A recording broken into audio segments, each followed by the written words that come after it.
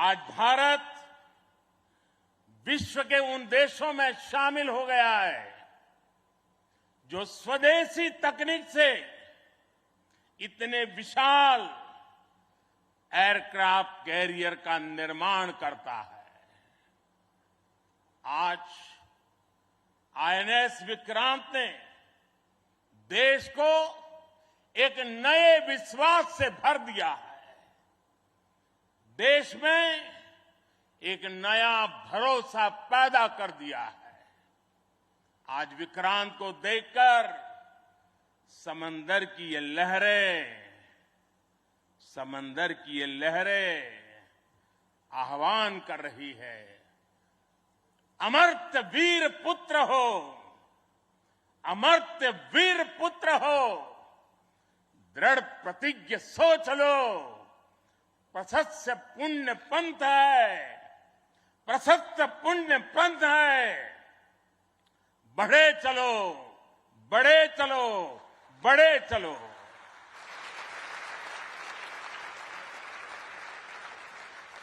साथियों, इस ऐतिहासिक अवसर पर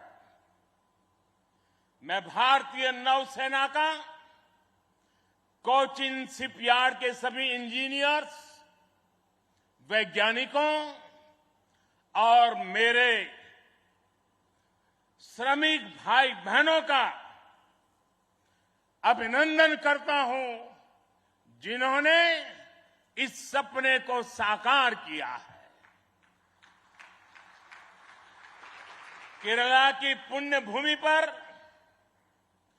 देश को ये उपलब्धि एक ऐसे समय पर मिली है जब ओणम का पवित्र पर्व भी चल रहा है।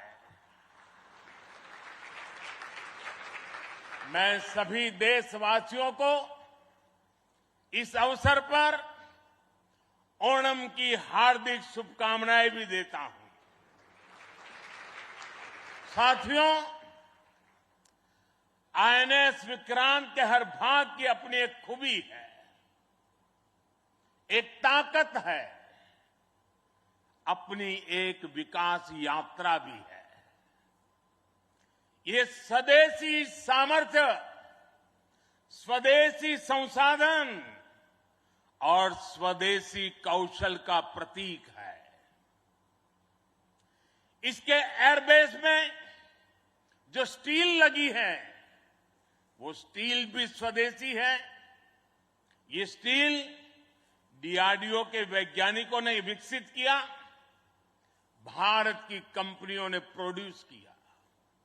एक युद्धपोत से भी ज्यादा एक तैरता हुआ एयरफील्ड है, एक तैरता हुआ शहर है। इसमें जितनी बिजली पैदा होती है, उससे 5000 घरों को रोशन किया जा सकता है। इसका फ्लाइट डेक भी 2 फुटबॉल ग्राउंड के बराबर है। विक्रांत में जितने केबल्स और वायर्स इस्तेमाल हुए हैं, वो कोची से शुरू हो तो काशी तक पहुंच सकते हैं।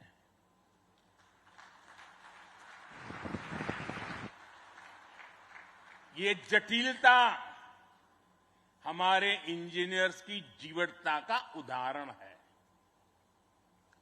मेगा इंजीनियरिंग से लेकर नैनो सर्किट्स तक पहले जो भारत के लिए अकल्पनीय था, वो हकीकत में बदल रहा है।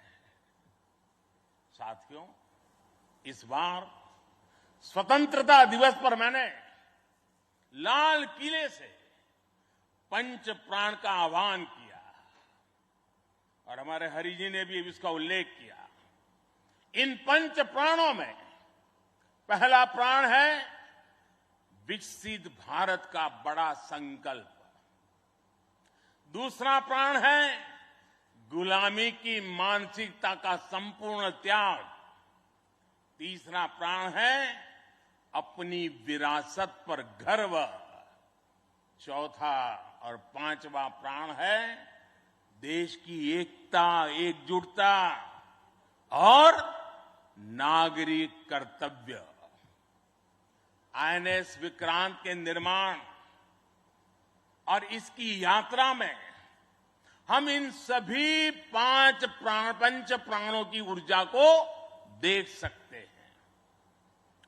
आईएनएस विक्रांत इस ऊर्जा का जीवन संयंत्र है। अभी तक इस तरह के एयरक्राफ्ट कैरियर केवल विकसित देश ही बनाते थे। आज भारत ने इस लीग में शामिल होकर विकसित राष्ट्र की दिशा में एक और कदम बढ़ा दिया है। साथियों, जल परिवहन के क्षेत्र में भारत का बहुत गौरवमयी इतिहास रहा है। हमारी समृद्ध विरासत रही है।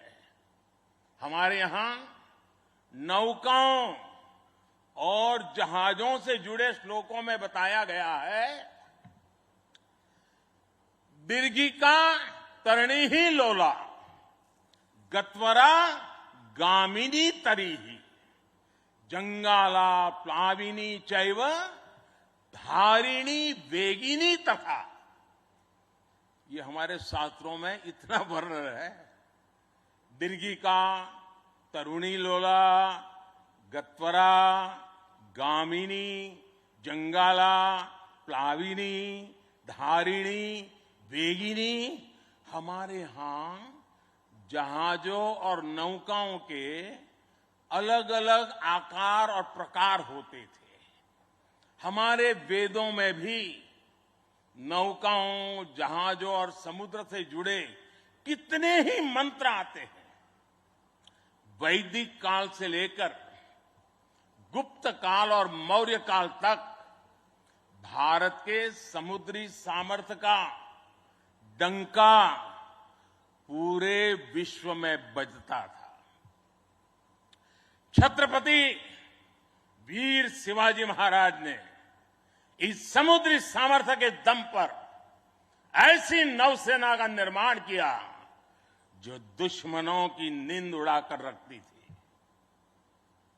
जब अंग्रेज भारत आए तो वो भारतीय जहाजों और उनके जरिए होने वाले व्यापार की ताकत से घबराए रहते थे।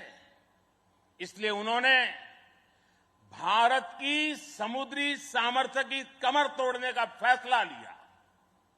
इतिहास गवाह है कि कैसे उस समय ब्रिटिश संसद में कानून बनाकर भारतीय जहाजों और व्यापारियों पर कड़े प्रतिबंध लगाए दिए गए थे।